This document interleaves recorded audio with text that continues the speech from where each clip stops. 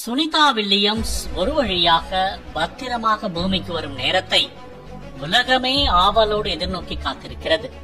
விண்வெளி வீரர்களை பத்திரமாக அழைத்து வரும் பணியில் படிப்படியாக என்ன நடக்கும், தரையிறங்களில் உள்ள சவால்கள் என்னென்ன, இந்த செய்தியில் பார்க்கலாம்.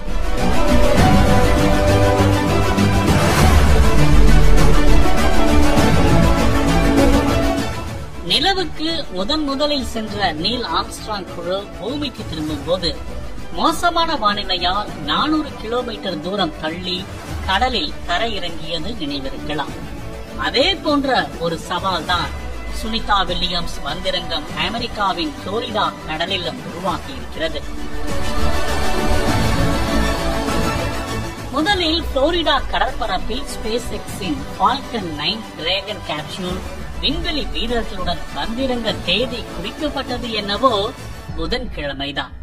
ஆனால் மோசமான வானிலை காரணமாக அவர்கள் முன்கூட்டியே புறப்படுகின்றனர்.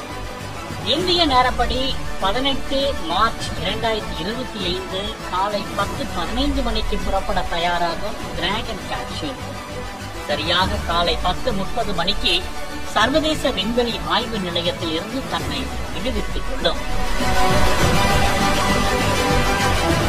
39,000 கிலோமீட்டர் வேகத்தில் கேப்சூல் விறுவிறுவென பூமியை நோக்கி பாயும்.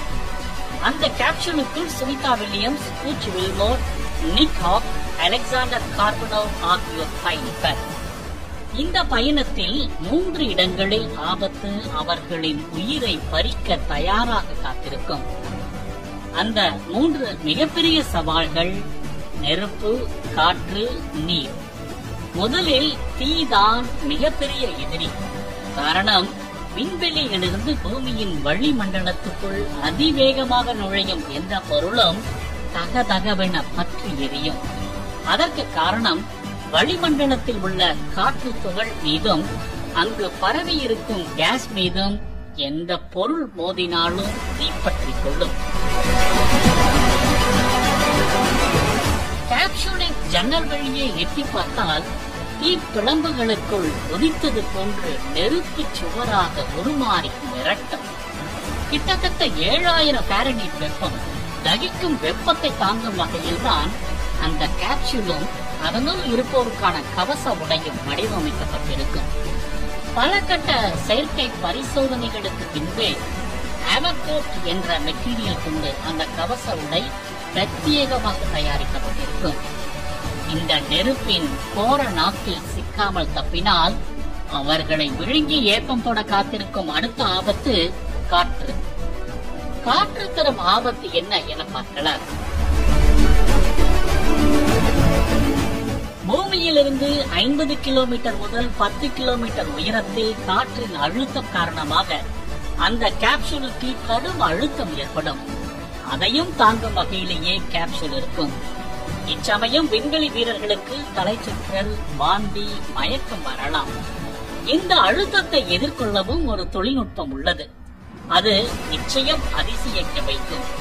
ஹைப்பர்சோனிக் வேகத்தில் இருந்து அப்படியே வேகம் குறையும். அதாவது 39,000 கிலோமீட்டர் வேகமானது சில நிமிடங்களுக்குள்ளேயே திடீரென 800 கிலோமீட்டர் வேகமாக குறைந்துவிடும்.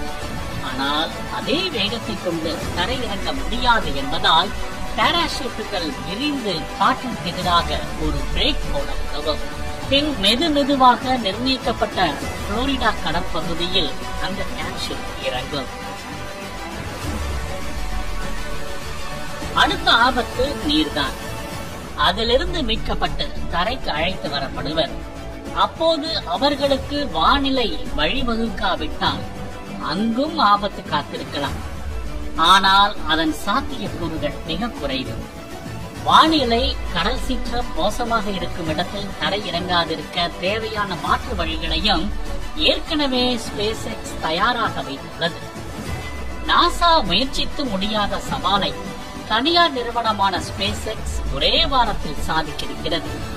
இது அந்நிறுவனத்தின் கமர்ஷியல் விண்வெளி பயணத்தின் மீதான மக்களின் நம்பிக்கையை அதிகரிக்கக்கூடும் என்பதால் அந்நிறுவனம் கூடுதல் சிரத்தையோடு சுனிதா உள்ளிட்ட வீரர்களை அழைத்து வருகிறது.